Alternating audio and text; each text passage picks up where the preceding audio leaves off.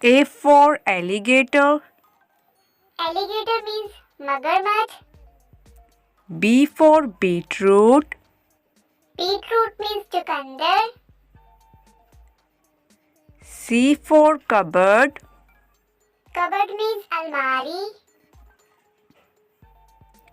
D for dove. Dove means fafta. E for eggplant. Eggplant means bangan. F for fig. Fig means anjeer. G for ginger. Ginger means adrak. H for hat. Hat means topi. I for iguana. Iguana means go. J for jelly. Jelly means jelly. K for key. Key means chabi. L for lion.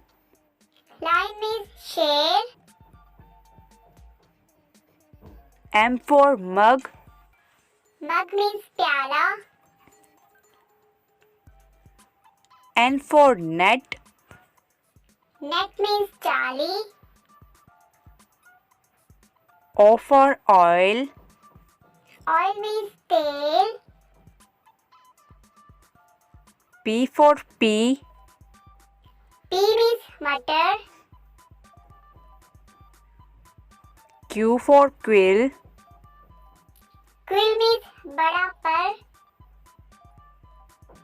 R for red chili. Red chili means surkh mirch. S for sink. Sink means basin. T for tea. Tea means chai. U for uncle. Uncle means chacha. V for volleyball. Volleyball means volleyball. W for woodpecker. Woodpecker means hudhud. X for x-ray. X-ray means X-ray. Y for yak. Yak means tail. Z for zip. Zip means